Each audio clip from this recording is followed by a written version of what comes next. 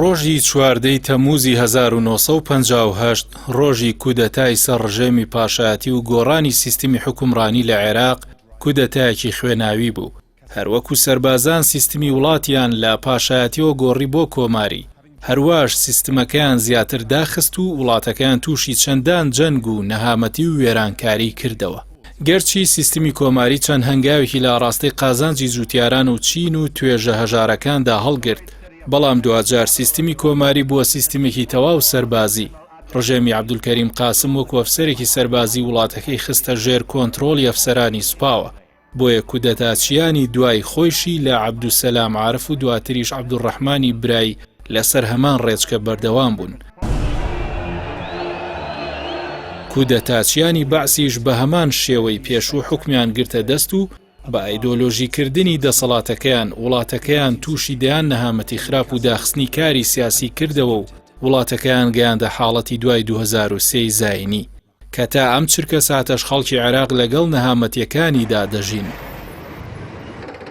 قۆناغی دوای 2003 کە بە قۆناغی دیموکراسی و مافی مرۆڤ و دەستور ناسراوە، یەکێکە لە قۆناغە خراپەکانی حکومڕانی لە عێراقدا، چونکە لە ڕاستیدا قۆناغەکە بووەتە قۆناغی چەسپاندنی شەڕی تائیفی و لە ناوچوونی پێکەوژیانی ئاشتیانی پێکهاتەکان و لەسەر هەمان بنەما هەزاران هاوڵاتی کراونەتە قوربانی.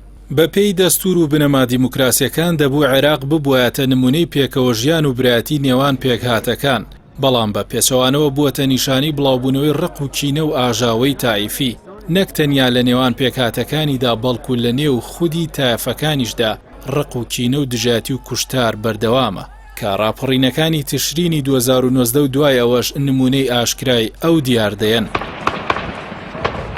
لەو ڕۆژەوە کە کودەتای 1958 کراوە، ڕای بەهێز ئەوەیە کە وڵاتەکە لە حکومەتێکی مەدەنیەوە گوێزرایەوە بۆ حکومێکی سەربازی دڵڕەقانە، ژیانی پەرلەمانی و سیاسی پێچرایەوە.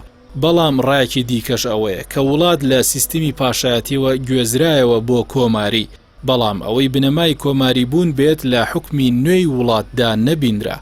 لە ئاشتی خوازیەوە بۆ ژیانی پەرلەمانی و دەستوری هەر لە سێدارەدانی ئەندامانی بنەماڵی پاشایەتیەوە بەبێ دادگاییکردن تا دەگاتە کۆنتڕۆڵکردنی ژیانی سیاسی لەلایەن تاکە کەسەوە بۆ ئەنجامدانی قڕکردنی گەل و جەماوەر لە جەنگە ناوخۆییەکاندا، وەکو ئەوەی لە هێرشەکانی ئەنفال و کیمیایی و پاکسازی ناوخۆیی و جەنگە خوێناویەکانی ئێران و کۆیت و دوجار جەنگی 2003 ڕووخاندنیدا بەرپا کرا.